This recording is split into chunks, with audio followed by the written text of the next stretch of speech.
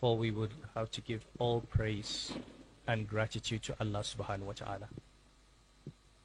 He is the one who gives authority. He's the one who takes away authority. We thank him for life and for good health.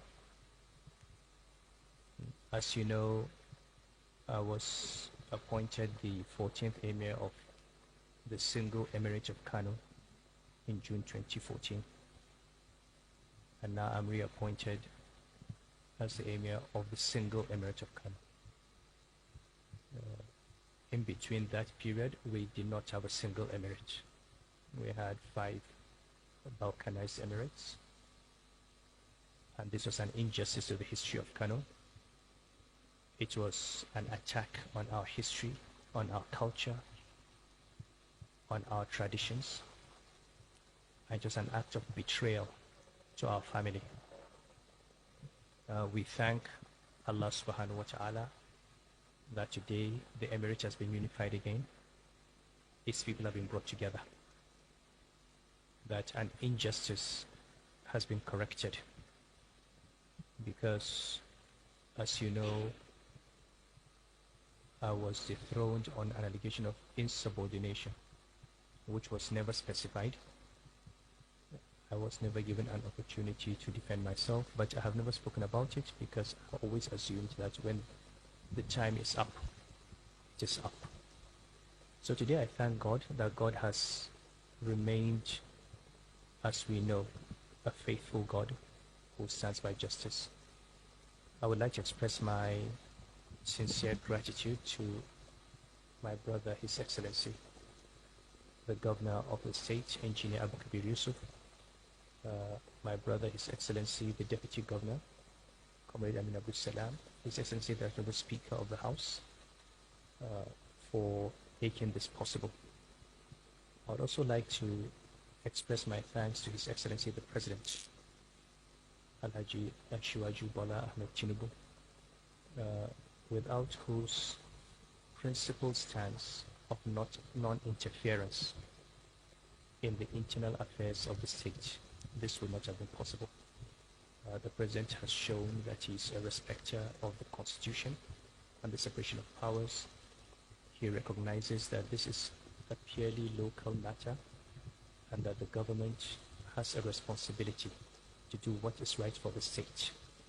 And I'm aware that he has resisted all pressure to get the federal government to be involved. I would also like to express gratitude to the security services. You have been in Kano the last few days. You have seen how happy people are, but you have also seen how exemplary the police, the DSS and other services have been in terms of maintaining law and order. I would like to assure both the state and federal government my loyalty, collaboration, cooperation in all matters that will further the interests of Kano and the interests of Nigeria. You can be assured that they will find in me a friend, a confidant and an advisor. And we pray that this country and this state have peace and have development. There are always people who will try to cause instability, always people who will try to destabilize the system, but with the prayers to Allah subhanahu wa ta'ala and the commitment of all of us, they will not succeed. This is my prayer. This is for me a continuation of service that I started. It is also an opportunity God has given me to improve on my previous tenure. We all learn from our mistakes. We all remember what we did well and what we did not do so well. And it is our responsibility to improve on what we did well and to avoid those things that we did not do so well. Life is a continuous learning process.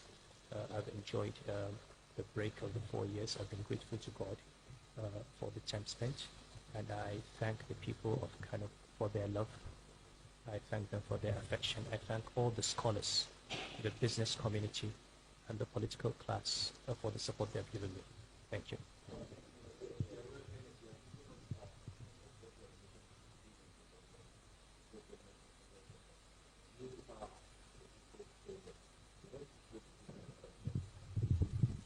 Well, first of all, my advice to people is at this point in time, we need to exercise a lot of patience.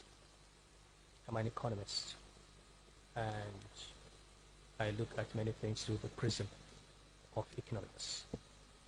We are at a stage in our national development where some decisions have had to be taken, and people are going through difficult times. But these difficulties are a result of many, many years of bad policy. So we should first of all understand that the current government is not the one that is responsible for the issues, but they do have to bear the burden. It is now their responsibility. Now, anybody who knows economic crisis understands that these things take 2, 3, 4 years to work themselves out. We should not expect that because we have a new government that in 6 months all the problems of the previous 8 years will be eradicated. So first I would urge people to be patient. I would also urge them to be fair. I would also urge the government to understand that much as these difficulties are necessary, we have a responsibility to make them as short as possible and get out of this crisis as quickly as possible.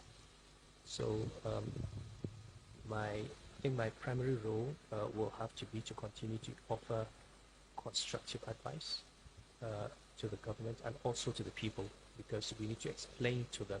Sometimes people get involved in politics and propaganda. It is easy to attack a government or attack the president or blame this or blame that, but sometimes with the best of intentions, there's nothing anyone can do about certain circumstances. The people of Kano have been known for their resilience. I would like to continue to urge them to focus on education and skills. I would like them to, in particular, pay attention to the girl child. This has always been my conversation.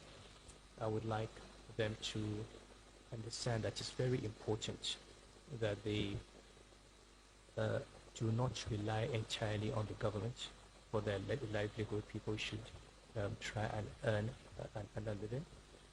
And I hope the government will be able to create the opportunities for individuals to thrive and to earn. These are my words.